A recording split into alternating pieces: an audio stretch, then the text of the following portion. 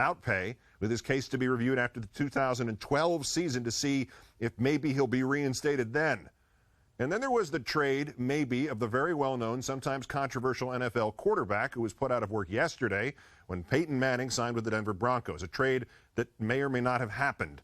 2007 Heisman Trophy winner Tim Tebow, the only player ever to appear in an anti-abortion commercial during the Super Bowl, brought Denver into the playoffs last year. But after Manning signed with his team, he was traded to the New York Jets with a 7th-round pick in the upcoming college draft for a 4th-round pick and a 6th-round pick. Only then, apparently, did the Jets realize the Broncos had paid Tebow a salary advance of $5 million, and the Broncos wanted the Jets to pay them that amount. The thing is thus in limbo, with Tebow supposedly having the right to approve a trade to the Jets or Jacksonville unless Denver makes the choice. And with that confusing information behind us, let's bring in Deadspin assignment editor Tim Burke. Thanks for your time tonight, Tim. Hi, Keith. It's good to be again with you. Well, what the hell is going on with Tim Tebow? Is this the shortest tenure as a New York Jet since Bill Belichick's 5 minutes as head coach during the news conference 10, 15 years ago?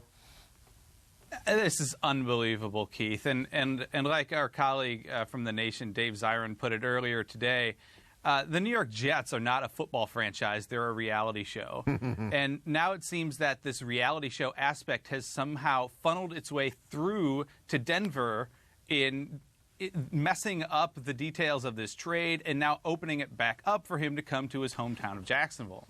So Adam Schefter, who's done good work on this story for ESPN, tweeted in the last half an hour 2 seemingly contradictory things. Tebow being allowed to pick the team he wants to go to. He picks the trade, Jets or Jacksonville. And then he sent, Denver says it will do the trade that is best for its franchise, Jets or Jags. Do we have any idea? These wouldn't seem to be mutually exclusive. Well, it's a little weird being here in Jacksonville because there's, Tim Tebow is already the most polarizing player in the NFL. And, that filters down to the team support that he has, in which you have this wide gap of supporters in Jacksonville who really want Tebow to come, and then a lot of people who think they have the best interest of the team, that is to say they want to see the Jags win, who were so unbelievably excited and are now, tragically befallen hearing that the trade deal with the Jets has gone through. And the real question is, if Tim Tebow chooses, if he's allowed to choose, if we really know that that's the case, if he chooses Jacksonville, that'll really bolster the case of the people who want him to be here. If for some reason he chooses the Jets, he's suddenly turned his back on his hometown. Well, and we have all this drama that's built in, which is, a completely sort of contrary to the standard NFL narrative. Well, I'll interrupt you by saying that apparently he's going to turn his back on his hometown because Schefter has now tweeted, Denver has agreed to trade Tim Tebow and a 7th-round pick to the Jets for New York's 4th-round pick and a 6th-round pick. And he doesn't say anything else about whether or not there's the cash payment to make up for the $5 million they gave him in advance. Having thoroughly confused everybody about this, thanks, Mr. Tebow, let me ask you about the bounty suspension, which still strikes me as the more imperative of these stories. I'm confused by this. It seems to me, and it's been 2 years since I did the pregame show for NBC, so maybe the NFL has changed in the last 2 seasons. But back in my day, was not the purpose of every play to have 2 guys at least hit each other? Were the Saints ever accused of being especially dirty players? What are they being punished technically for?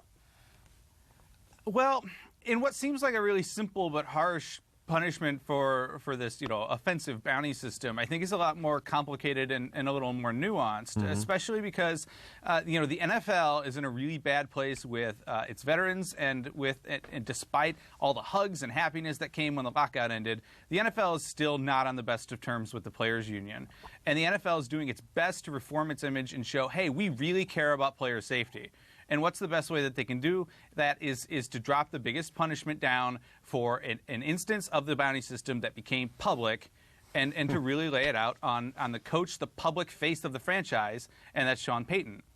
But what's the difference between bounties, even if you get past the idea that they're not allowable? What's the difference between bounties for injuring players and giving the NFL sack leader a raise for putting his quarterback or the other quarterbacks on their backs as much as possible? I think a lot of this is... As much as possible. I think a lot of this is, again, dealing with some of the lawsuits that have come from the former players and the NFL doing its best to come out there and say, we're not going to stand for any of this, even though what Joe Horn just said earlier today, that the bounty system exists in every single NFL locker room. It's just the specific case that Greg Williams, as a member of the management, was helping to fund and organize the bounty system, that I think that Roger Goodell, in his efforts to be the sergeant at arms of everyone's lives in the NFL, has really taken this upon himself to let everybody know that any of this sort of activity is not gonna be tolerated, even if in reality it is at every single other NFL club. Unless you're going to change the rules so that you get fined if you cause somebody else to get injured. I don't know where they're going with this. But lastly, basically a yes or no on this. The hot story about this was the player who let the NFL know about this, who snitched, was probably the least justice-oriented player in the NFL in the last 10 years. Is it true? Was Jeremy Shockey Fredo in this equation? Whether or not I knew that, Keith, I'm not necessarily sure. I'd be happy to share it, simply because I don't necessarily know if a culture that's specifically dealing with intent to injure people should be, should be targeted that way as a snitch. Tim Burke of the seminal sports website Deadspin. Thanks, Tim. Thank you, Keith. If that mid-moment prayer thing is called Tebowing, do we call the midweek political gaffe Romneying? The latest in the seemingly endless supply, next. This is Genco Services, McAllen, Texas. In here, heavy rental equipment in the middle of nowhere is always headed somewhere. To give it a sense of direction, AT&T created a mobile asset solution to protect and track everything.